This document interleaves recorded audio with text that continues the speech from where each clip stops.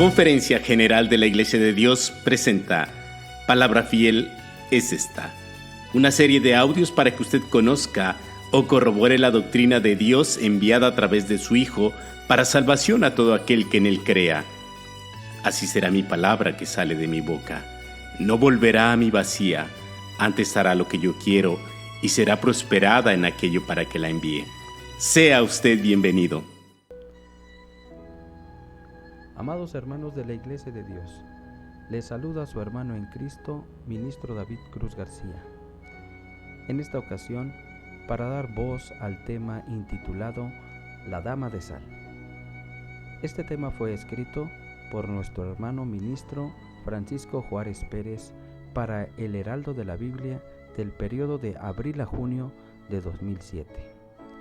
Es un tema de carácter motivacional que estamos seguros será de grande enseñanza para la Iglesia de Dios. La Dama de Sal. Bien podría ser esta la historia por autonomacia del que nunca pudo desligarse de su pasado y termina sucumbiendo ante él. No nos habla la Biblia nada sobre el origen de esa mujer, esposa de un justo, y este detalle pasaría casi inadvertido si no fuera porque con respecto a la esposa de Abraham sí es muy notorio su origen, al igual que en su hijo Isaac, y el cuidado que pone Abraham para que su hijo tomara una mujer que perteneciera a su pueblo. Nada de esto se habla con respecto a Lot, quien era hijo de Harán, hermano de Abraham. Es probable que no perteneciera a su pueblo, ya que nada se menciona al respecto. Vamos a iniciar con un subtema, la separación. Como los ganados de Abraham y Lot habían aumentado, empezaron a haber altercados entre los pastores de ambos, por la disputa sobre los mejores pastos. Así que, sabiamente propone Abraham a Lot separarse, pues no era correcto que siendo familiares hubiera riña entre ellos. A donde tú vayas, yo me iré al lado contrario, le advirtió Abraham a su sobrino. Lot, mirando el beneficio propio, escogió una llanura que era muy fértil, cuyos pastos eran muy pródigos. Pero había un inconveniente. Allí se habían establecido varias ciudades cuyos moradores eran en extremo gente pecaminosa. De hecho, el nombre de dos ciudades de ellas quedaría para la posteridad como sinónimo de maldad: Sodoma y Gomorra. No obstante, como decía, mirando la conveniencia material, Lot se estableció allí, por lo cual, pasado el tiempo, lo lamentaría y resultaría en una constante aflicción para él. 50, 30, 20, 10 justos. El nivel de maldad alcanzado por esta gente ciertamente había sobrepasado todo límite.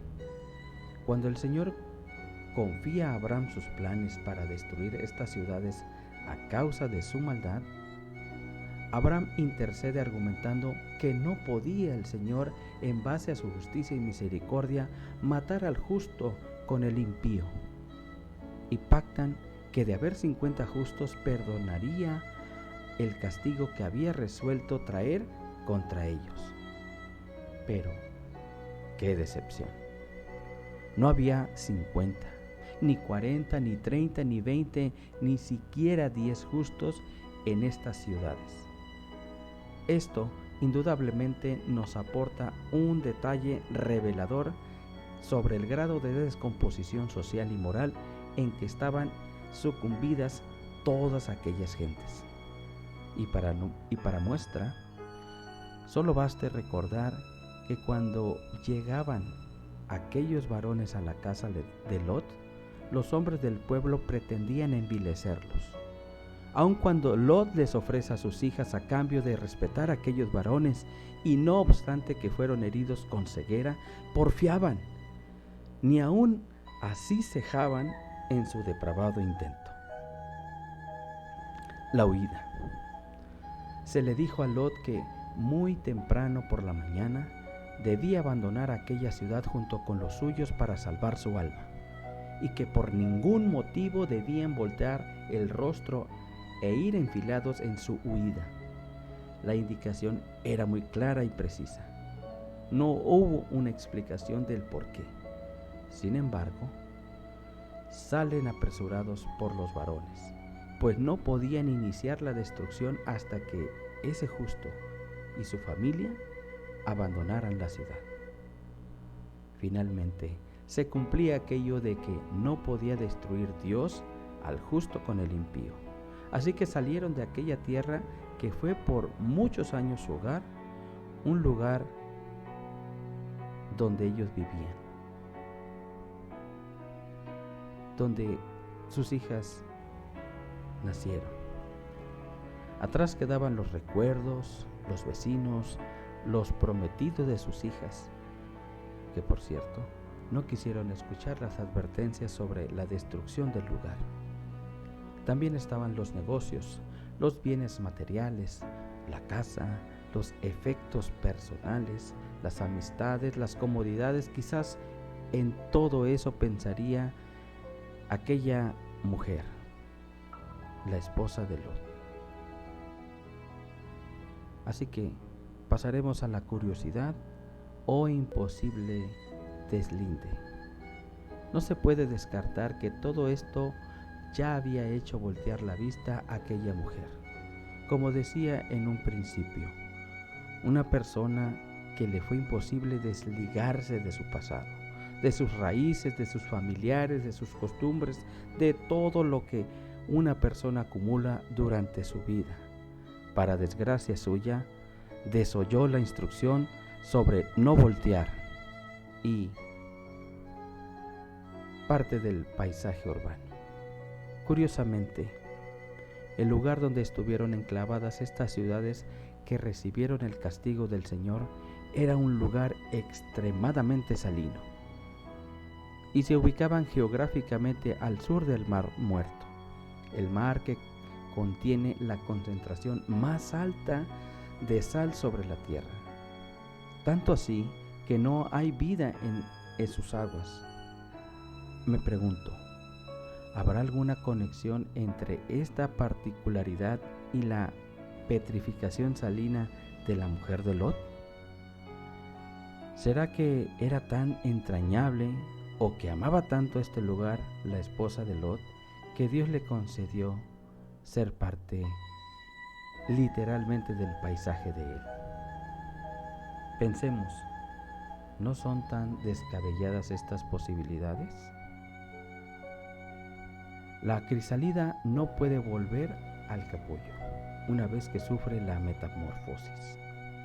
La mariposa sufre una transformación muy notoria, siendo una larva visualmente muy desagradable que se arrastra, pasa por un proceso que la modifica extraordinariamente. Se vuelve en un capullo y al cabo de cierto tiempo sufre una mutación, resultando en un hermoso insecto alado, muy agradable a la vista. Este ejemplo es sencillo, pero me ayuda a ejemplificar lo que sucede en los que han recibido a nuestro Señor Jesucristo en su corazón. De igual forma, han sido transformados, pero una vez que han evolucionado de esa manera, no puede más volver a su primer estado. Difícilmente se podría pensar que de tener alas para volar se prefiera arrastrarse por el suelo, lo cual, metafóricamente hablando, sucede con aquellos que han creído y que se han vuelto atrás. En ese entendido, todo aquello que es contra la voluntad de Dios debe quedar en el pasado. En adelante se es un nuevo ser y no podemos voltear para mirar y quizá recrearnos en aquello que hicimos mientras no teníamos el conocimiento de la voluntad del Señor. Una vez que se consuma nuestra mutación, nuestra evolución al Señor, se establece un antes y un después. Ese antes y después que cada uno de nosotros tenemos se establece cuando bajamos a las aguas del bautismo. Lo que antes fue escrito, Jesús mismo sentenció. Quien pone su mano en el arado y mira hacia atrás, no es apto para el reino de Dios. No podemos volver nuestra vista para mirar aquello que hemos dejado atrás, pues en tal caso corremos un gran riesgo, así como aquella familia de Lot que iban ya camino a su salvación, incluida su mujer. Nosotros también vamos camino hacia nuestra salvación, pero igual que aquella mujer, se nos ha prohibido mirar hacia atrás. Si volteamos hacia nuestro pasado, corremos el riesgo de quedar postrados y en consecuencia el Señor cumpla su sentencia, reprendiéndonos y funcionándonos perpetuamente, privándonos de alcanzar la salvación, como le sucedió a la dama de sal.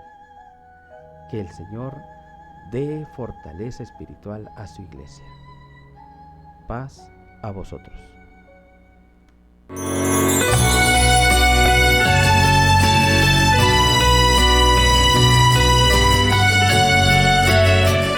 La Conferencia General de la Iglesia de Dios presentó Palabra Fiel es esta, una serie de audios para que usted conozca o corrobore la doctrina de Dios enviada a través de su Hijo para salvación a todo aquel que en Él crea.